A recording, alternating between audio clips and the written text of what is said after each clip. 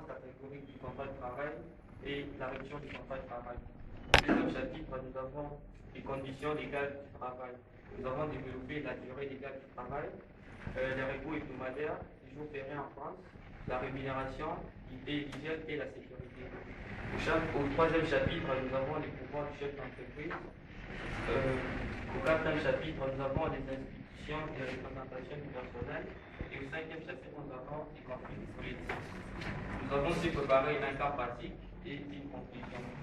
Je passe la parole à Safi qui va introduire les sujets.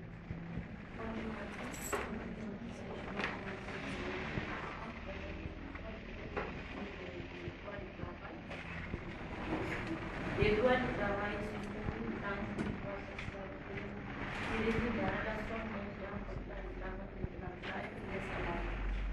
Donc, je vais vous parler de l'employeur. L'employeur, c'est toute personne physique ou morale qui est toute personne physique.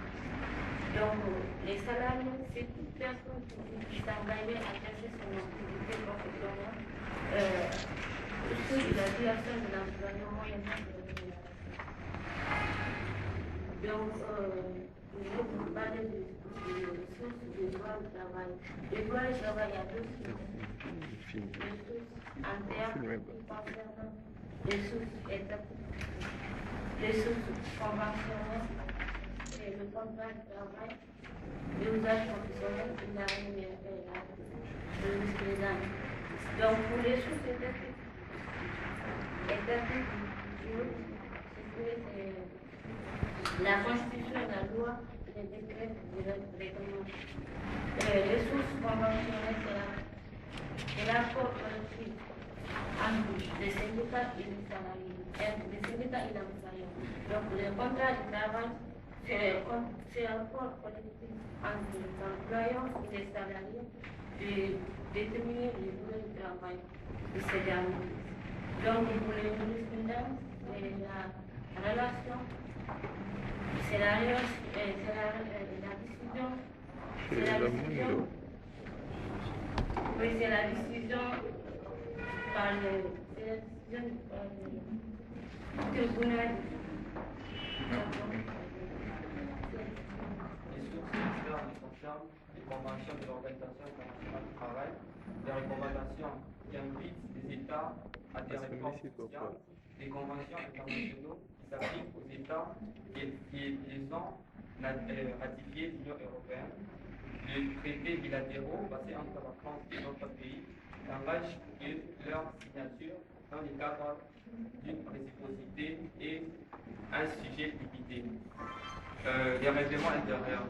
Les règlements intérieurs, c'est d'une entreprise, est un document rédigé unilatéralement par l'employeur dans lequel il définit les règles exclusivement relatives à l'hygiène, la sécurité, la discipline sur le lieu du travail. C'est en quelque sorte, ça définit les modalités du travail et les lois à respecter au sein de l'entreprise. Nous passons au chapitre 1, qui est le contrat de travail. Le contrat de travail, c'est un contrat de droit privé qui crée un lien de subordination entre l'employeur et les salariés. C'est en quelque sorte ce qui noue le lien entre l'employeur et son salarié. Ils sont liés par un contrat de travail. Les éléments constituant du contrat de travail, nous avons trois éléments: la prestation du travail, nous avons la rémunération et nous avons le lien de subordination juridique. La prestation du travail, donc les salariés doivent effectuer du travail, c'est la raison d'être dans la société, et après avoir presté du travail, il doit avoir une rémunération. Après, les liens de subordination, c'est défini. Ça donne la supériorité de l'employeur sur son salarié. Donc, c'est lui le chef de l'entreprise. Les clauses du contrat de travail. Les clauses, c'est comme des accords, c'est comme des ajouts sur un contrat de travail. Ça peut être acceptable ou non acceptable. Nous avons les clauses générales et les clauses particulières. Dans les clauses générales, nous avons l'identité des parties, nous avons le lieu du travail. Le lieu du travail doit être défini si ça sera mobile ou ça sera un lieu fixe. Si l'employeur et si les salariés est d'accord avec ça, il pourra accepter aussi ou pas. Nous avons la qualification du salarié.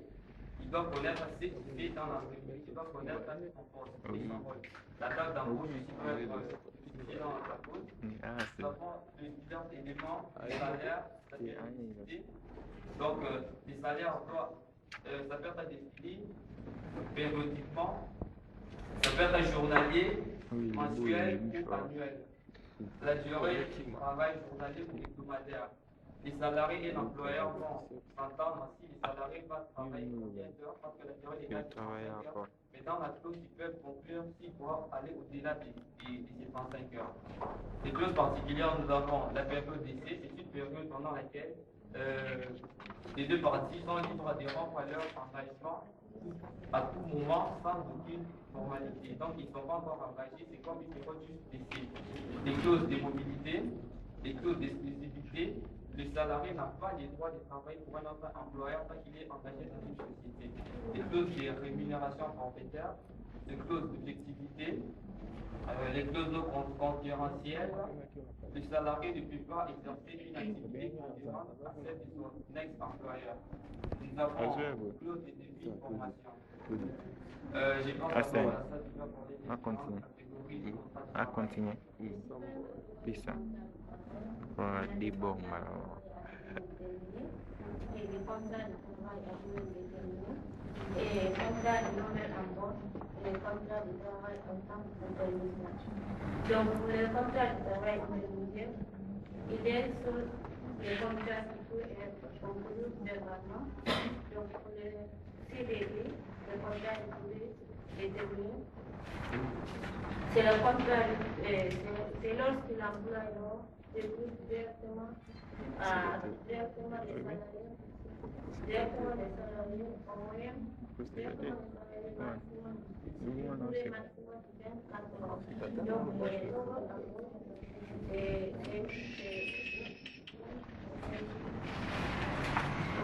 les nouveaux embauches, c'est le contrat du temps partiel et le contrat du temps complet. Le contrat du travail est le contrat du travail à durée déterminée, du temps partiel et du temps complet. Donc, la rupture du contrat du travail. La rupture du contrat de travail, c'est lorsque les deux parties, c'est-à-dire les salariés ou l'employeur, décident de mettre fin à leur collaboration. Nous avons diverses sortes de ruptures du contrat de travail. Nous avons la rupture par accord mutuel, donc les salariés et l'employeur se mettent d'accord afin de mettre fin à leur coopération sans poursuite en justice. Donc, ils s'arrangent à l'amiable. Nous avons la retraite, nous avons la démission et le licenciement. La retraite, c'est lorsque un salarié est obligé de mettre fin à son contrat de travail parce qu'il est âgé et ne peut plus répondre aux exigences des entreprises. La démission, c'est quand un salarié décide de mettre fin à son contrat de travail pour une raison ou pour une autre. Il n'a pas à se justifier pour ça. Et le licenciement, c'est la résiliation du contrat de travail à l'initiative de l'employeur. Nous avons en trois étapes. Il y a la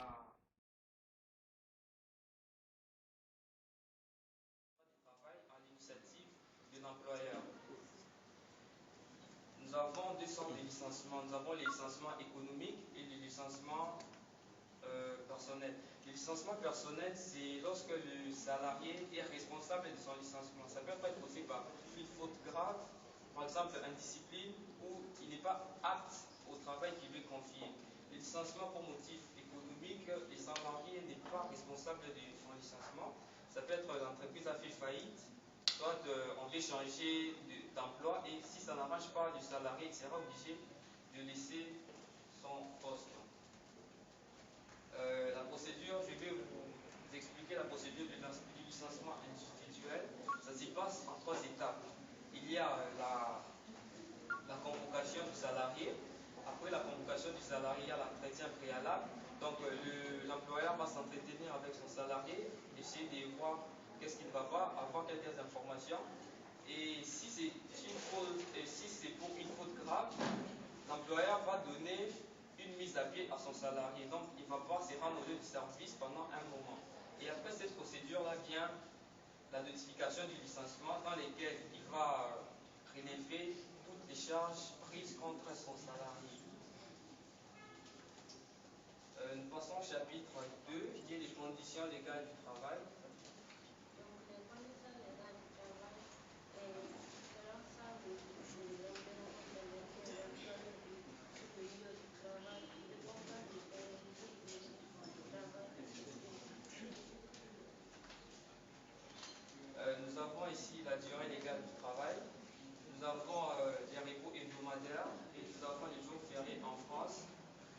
hygiène et sécurité au sein de l'entreprise. La durée légale du travail en France, elle est fixée à 35 heures par semaine. Au-delà de ces 35 heures, les heures qui suivent, ce sont des heures supplémentaires. Les repos hebdomadaires, il est obligatoire de donner à chaque salarié au moins 24 heures de repos par semaine. C'est défendu de faire travailler le même salarié plus de 24 heures. Les jours fériés, en France, il y a 11 jours fériés dans toute l'année.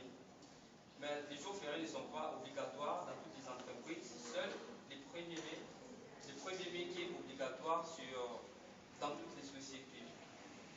L'hygiène et la sécurité.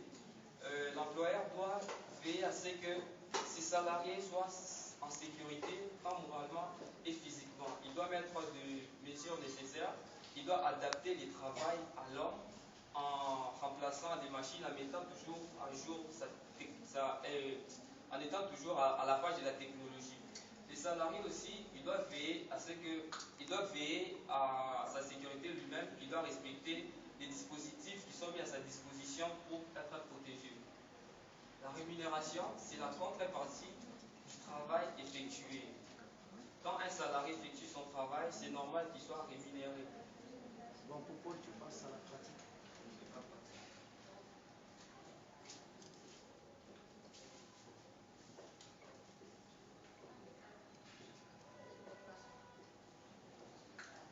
Pour les cas pratiques, nous avons pris un cas de licenciement. Un monsieur s'appelait François.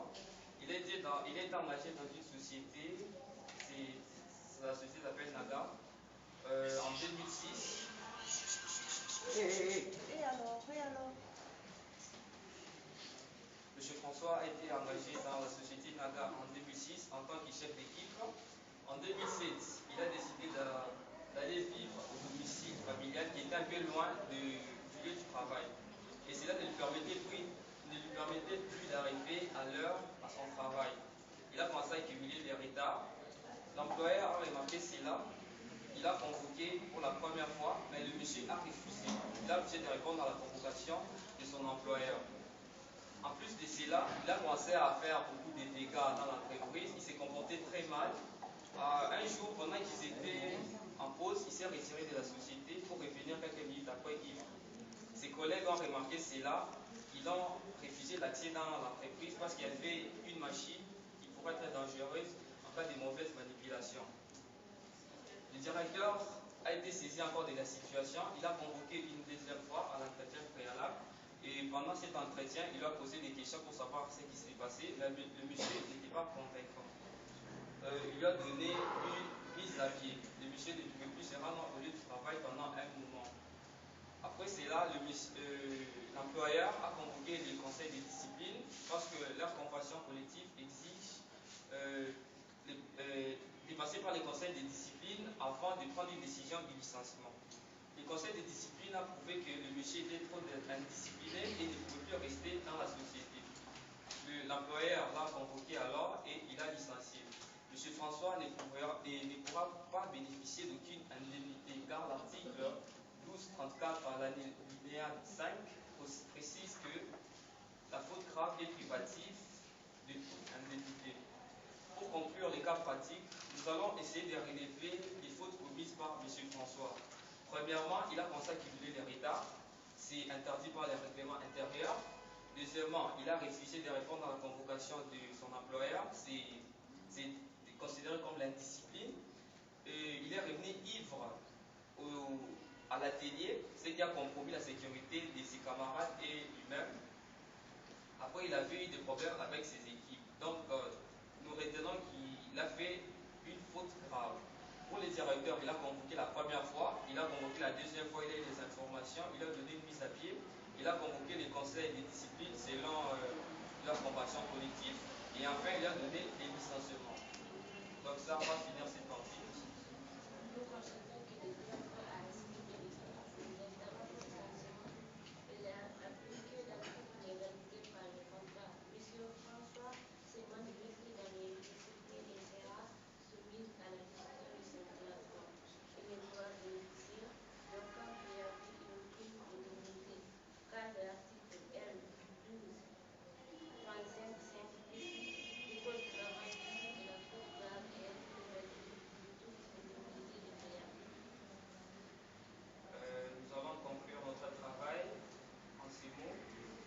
droit du travail français vise autant les intérêts du salarié que ceux de l'employeur, donc il privilégie personne d'entre eux. La rémunération est l'une des obligations de l'employeur dont les salariés bénéficient. Nous avons vu au départ, quand un salarié preste un travail, il doit être rémunéré. De même pour le bon fonctionnement de l'entreprise, il faut la représentation du personnel. On n'a pas exposé cette partie. La représentation du personnel, nous avons les comités de l'entreprise, les délégués de salaire et les représentants du syndicat. Pour éviter qu'un chef d'entreprise abuse de ses pouvoirs, il y a une détermination des pouvoirs du chef d'entreprise. On n'a pas cité aussi ici. Donc les pouvoirs sont les pouvoirs directionnels, réglementaires et les pouvoirs disciplinaires. Dans chaque entreprise, il y a aussi des problèmes qui surgissent toujours. Et pour y remédier, nous avons conseillé de passer par la conciliation. C'est l'approche des deux parties, du salarié et de l'employeur. La médiation, c'est la partie qui lie la conciliation et l'arbitrage. Et si les deux procédures ne marchent pas, on passe par l'arbitrage. Donc on va choisir un arbitre, un inspecteur du travail qui va donner le procès final sur les conflits. Nous sommes arrivés à la fin de notre travail. Je vous remercie beaucoup.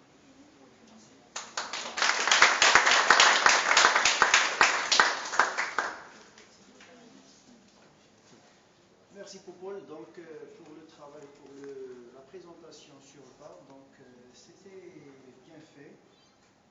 Donc les diapos sont allégés, donc et vous avez essayé, c'est-à-dire de parler loin de votre diapo, c'est bien.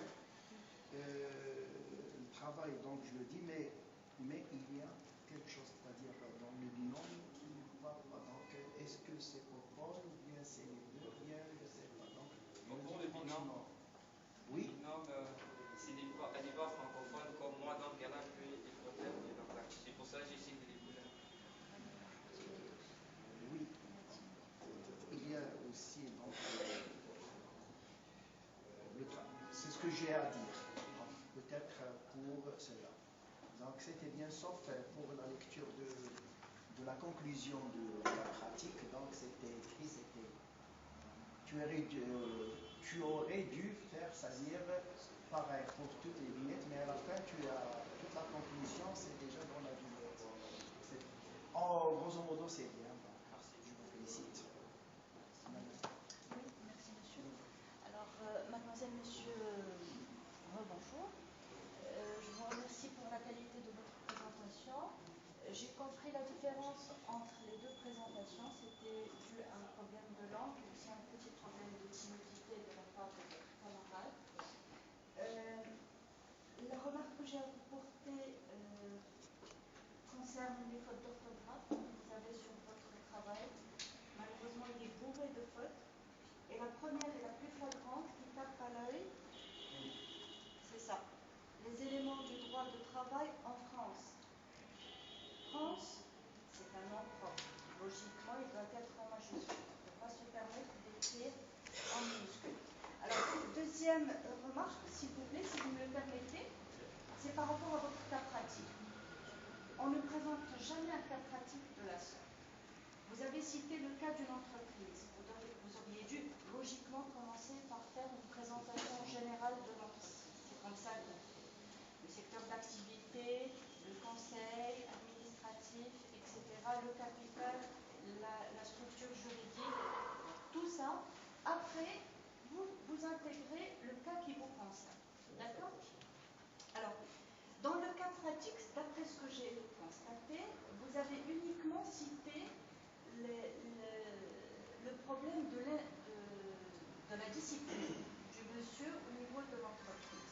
Si c'était le cas d'une faute professionnelle grave, ça veut dire une erreur qui a été commise par le monsieur, mais concernant le travail, quelle aurait été la sanction? Pour les cas pratiques, d'abord, concernant ce que vous avez dit, des gens parler de l'entreprise, on a voulu juste illustrer les licenciements. Je suis désolée, ça c'est la présentation que vous avez faite.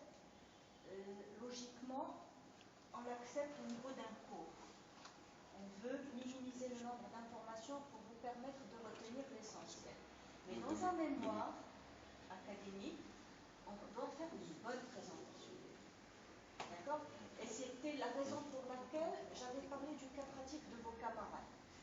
pouvez jeter un coup d'œil dessus tout à l'heure et vous allez voir la différence. D'accord? Oui, allez-y monsieur, continuez. La question c'était... Si c'était une faute professionnelle, comment on va sanctionner la personne? Quelle est la procédure à suivre pour la sanction professionnelle? Par exemple, le monsieur, il n'a pas bien fait le travail ou bien il a fait une erreur, ce qui va se répercuter automatiquement sur la pérennité de l'entreprise. Pour la faute professionnelle, d'abord pour tous les cas de licenciement, il faut que la faute soit réelle, et ça soit une cause réelle et sérieuse. Une cause réelle, c'est-à-dire une faute qui est tangible, qu'on peut voir, qui est logique, et sérieuse, ça doit justifier le licenciement. Si c'était pour la faute professionnelle, il y a une autre procédure. Là, il serait licencié avec préavis et il devait bénéficier de toutes les indemnités du licenciement. Pour ce cas, il a fait une faute grave et il a fait une faute grave, il ne peut pas bénéficier du licenciement.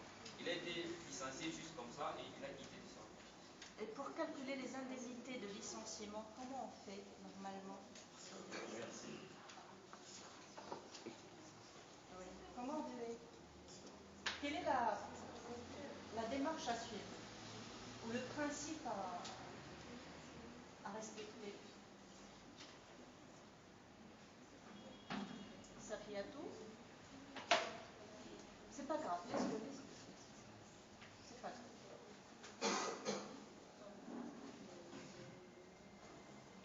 Quand vous voulez licencier quelqu'un en respectant la loi, vous ne pouvez pas lui dire quittez votre travail, quittez votre bureau aujourd'hui, ne revenez plus demain. C'est pas comme ça que ça se passe. Donc comment on fait logiquement? On va faire la rémunération.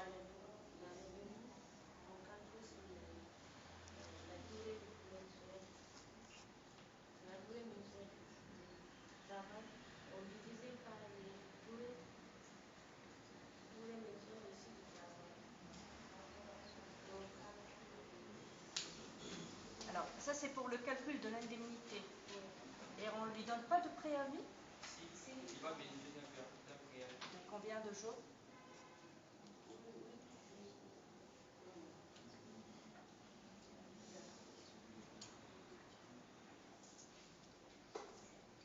Alors, logiquement, la durée du préavis, elle dépend du contrat.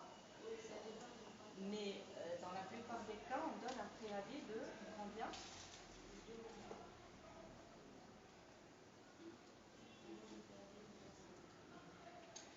Popol, vous pouvez revenir sur la première diapo du cas pratique, s'il te plaît?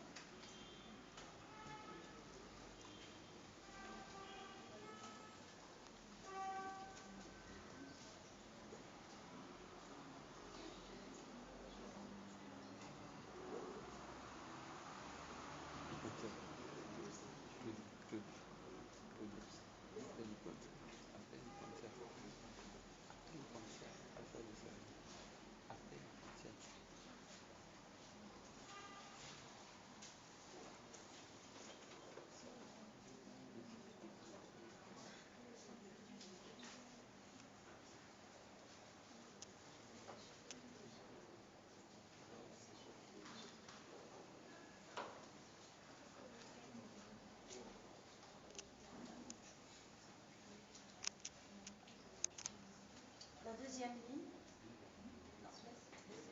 la deuxième ligne, 2007, domicile familial, retard au TAF. Le TAF, c'est En fait, je voulais expliquer sans utiliser les diapos. J'ai pris ça pour des Oui, mais vous n'avez pas répondu à ma question. Le travail. Et là, vous êtes où maintenant? Pardon? Vous êtes où maintenant? Ici. Ici, on est où? Nous sommes à l'école. Dans une école. Donc, le TAF, ça c'est un mot du jargon. Vous pouvez l'utiliser avec vos camarades, vos petites copines, etc. Je suis sortie du TAF, d'accord. Mais dans une soutenance, monsieur, désolé, mais on respecte la présentation d'une bonne. D'accord? Merci. Oui, c'est déjà dit dans la production de documents, c'est déjà dit dans un module de production de documents, essayez d'employer le niveau standard. Ce n'est pas le niveau soutenu, ce n'est pas le niveau familier, c'est-à-dire le jargon. Il faut l'oublier. Ce qui est très simple, clair, concis et qui respecte le... Allez, merci. Merci. S'il vous plaît, vous pouvez venir signer simplement.